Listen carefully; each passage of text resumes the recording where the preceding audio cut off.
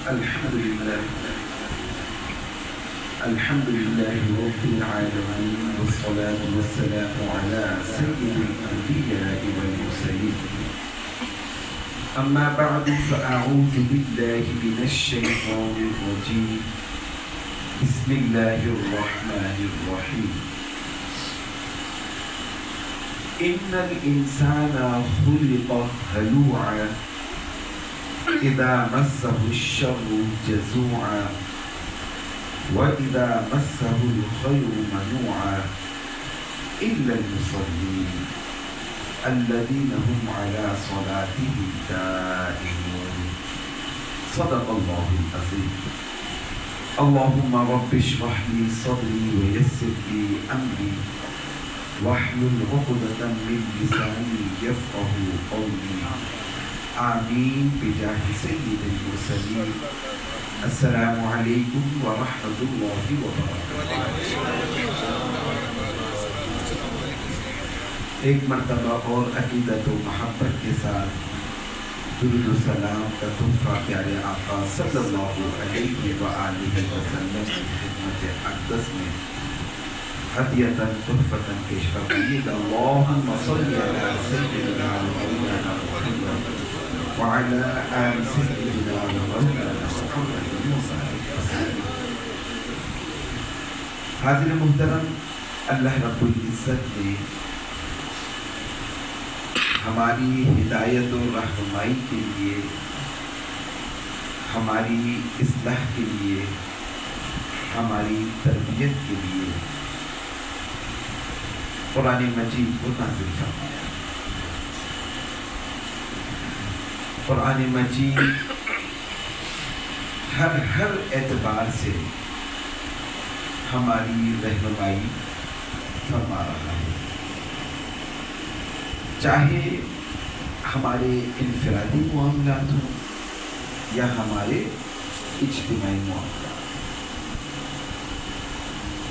ہمارے رویوں کی اصلاح، ہماری عادتوں، ہمارے اطوار کی اصلاح قرآن مجید فرقان حمید کی آیات مبارکہ فرما رہی ہے.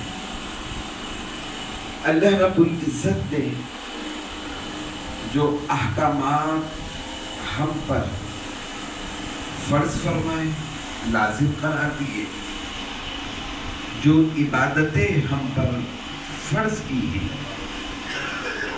ایک جانب تو یہ اللہ رب العزت کا حکم ہے جنہیں ہمیں ادا کرنا ہے، مگر ساتھ ہی ساتھ ہم جب اللہ رب العزت کے احکامات پر عمل کرتے ہیں، اللہ رب العزت کے دیے ہوئے نظام کے مطابق زندگی بسر کرتے ہیں، اللہ رب العزت نے جو عبادات ہم پر فرض فرمائی ہیں، ہم ان عبادات کو ادا کرتے ہیں، فرض کی بجا آوری کرتے ہیں،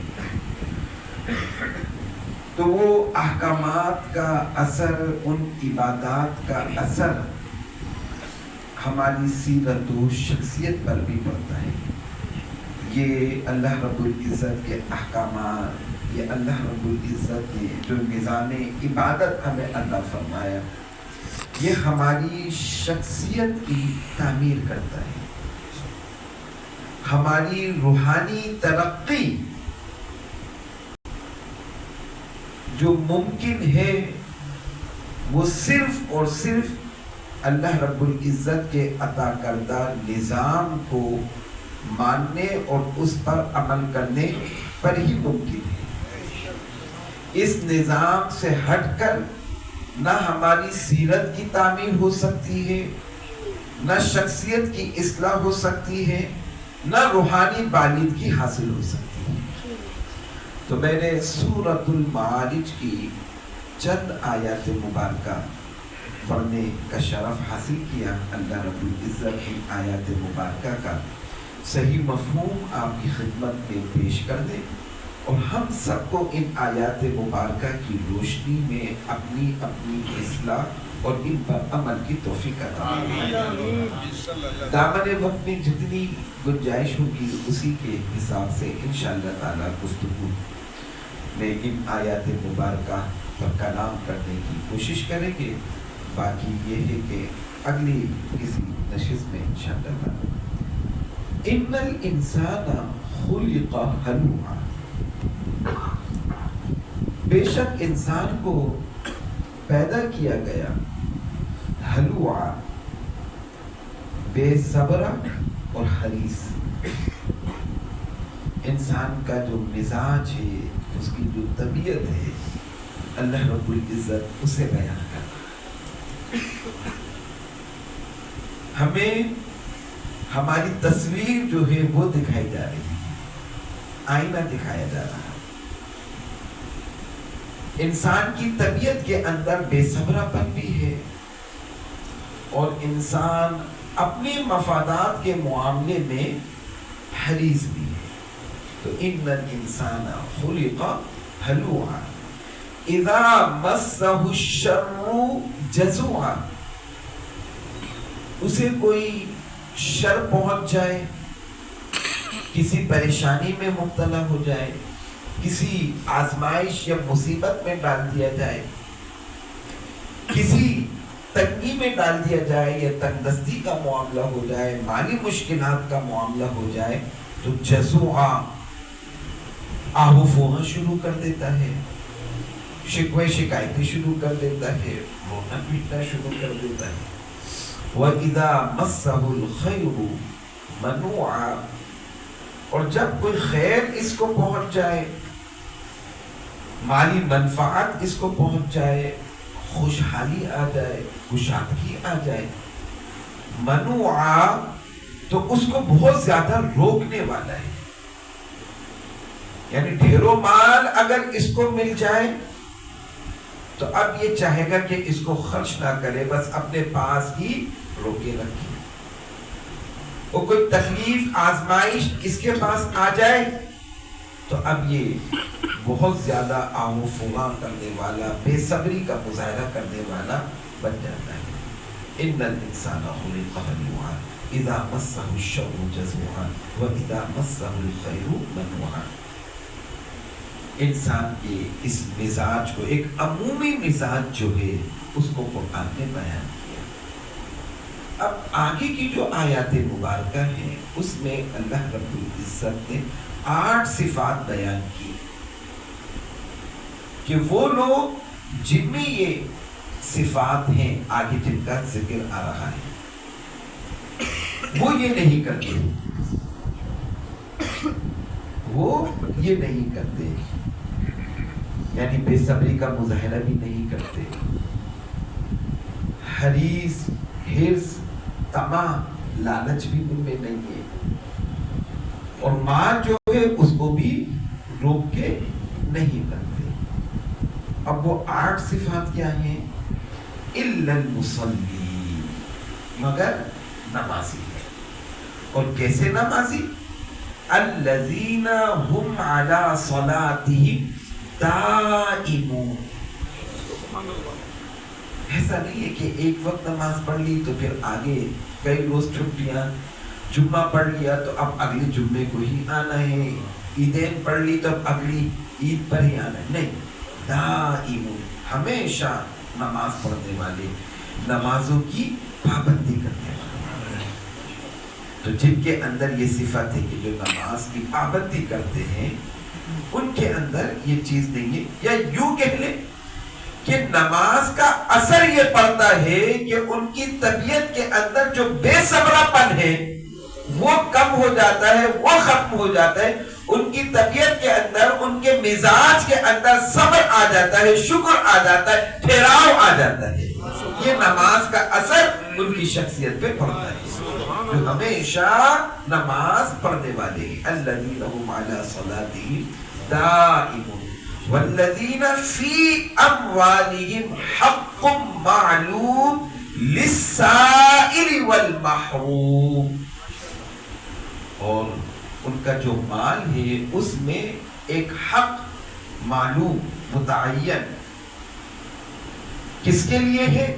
للسائل جو ضرورت مند ہے، حاجت مند ہے، جو مشکل گھڑی میں اپنا سوال بأمر مجبوری کسی کے سامنے پیش کر دیتے ہیں، والمحروم اور بعض ایسے سفید پوش بھی ہیں جو واقعی ضرورت مند ہوتے ہیں مگر اپنی سفید پوشی کے بھرم کو رکھتے ہوئے کسی کے سامنے دست سوال دراز نہیں کرتے، کسی کے سامنے اپنی حاجت کو بیان نہیں کرتے۔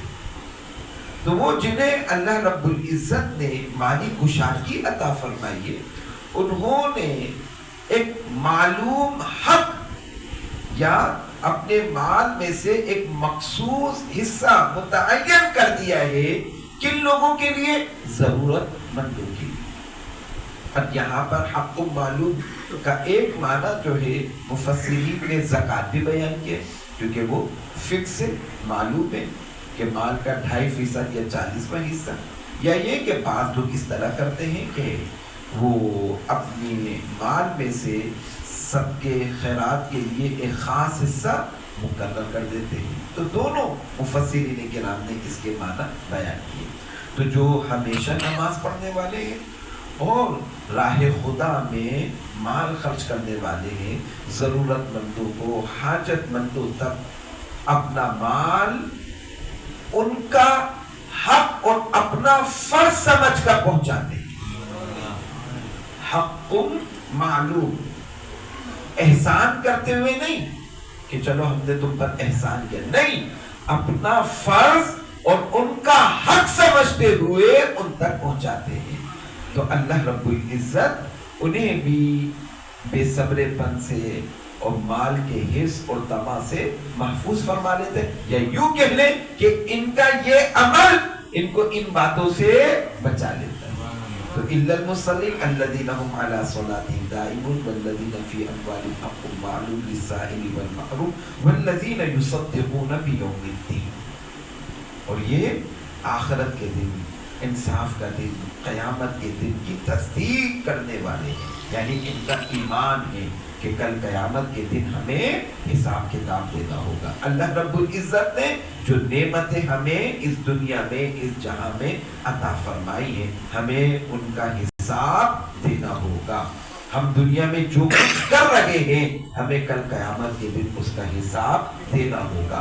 تو یہ جو عقیدہ ہے، یعنی اسلام نے جو نظام عقیدہ ہمیں عطا فرمایا ہے اور جو نظام عبادت ہمیں عطا فرمایا، اس کا اثر یہ پڑتا ہے شخصیت پر کہ انسان کے اندر سے بے صبرا پن جو ہے وہ کم ہو جاتا ہے، انسان کے اندر سے حرص و طمع اور لالچ جو ہے، یا مال کے حوالے سے ایک انسان کا یہ ہے کہ سب کچھ مجھے مل جائے، یہ رویہ انسان کی اصلاح کر دیتا ہے۔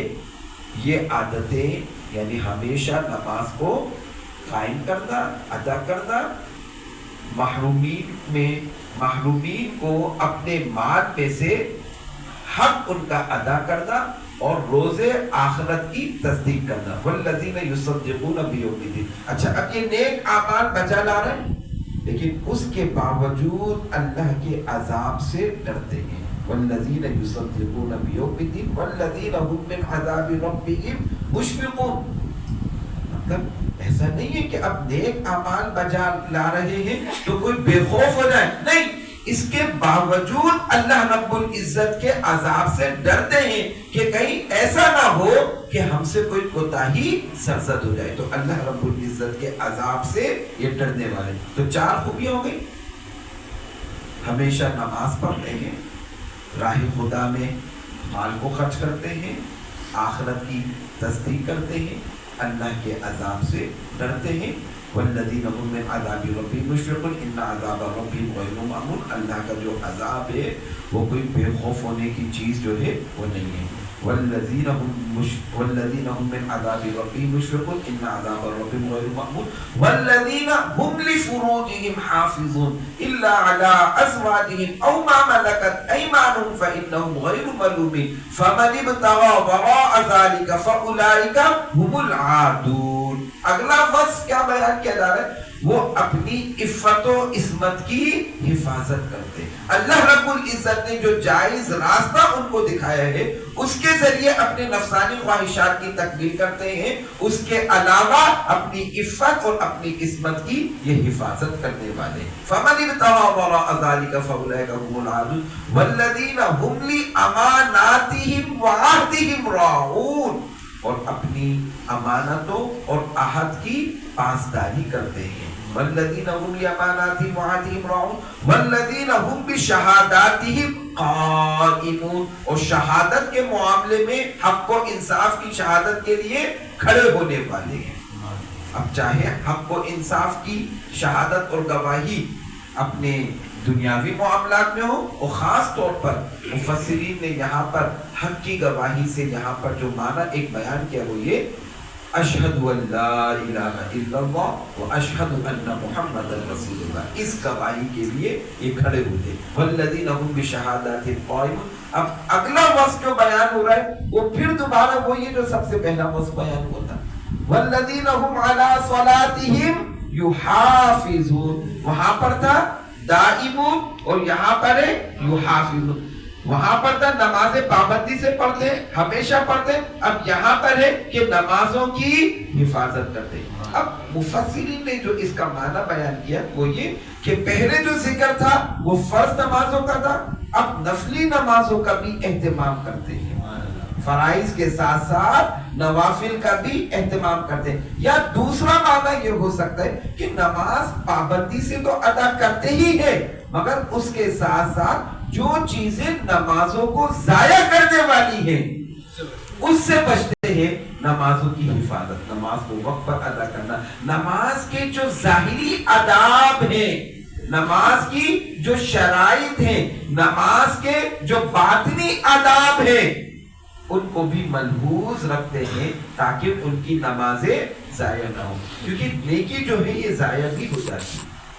تو ہمیں صرف نیک اعمال ہی نہیں کرنے بلکہ اپنے نیک اعمال کی حفاظت بھی کرنے۔ اولئک فی جنات مکرمون۔ تو اللہ رب العزت نے یہ 8 صفات بیان کی ہیں، ان کا اثر انسانی شخصیت کے اوپر یہ پڑتا ہے کہ اس کے اندر، اس کے مزاج کے اندر صبر آ جاتا ہے، شکر آ جاتا ہے، یعنی اچھے اخلاق پروان چڑھتے ہیں، اخلاق حسنہ، مکارم اخلاق جو ہیں وہ پروان چڑھتے ہیں، اور رذائل جو ہیں، بری عادتیں جو ہیں وہ مائنس ہوتی چلی جاتی ہیں۔ اللہ رب العزت کی بارگاہ میں دعا ہے کہ جو کچھ بیان کیا اس میں کوئی غلطی، کوتاہی، بے ادبی ہو گئی ہو تو مولا کریم اپنے فضل و کرم سے معاف فرما دے، اور جو حق بات ہے اسے ہمارے سینے میں اتار دے۔ وآخر دعوانا ان الحمد للہ رب العالمین۔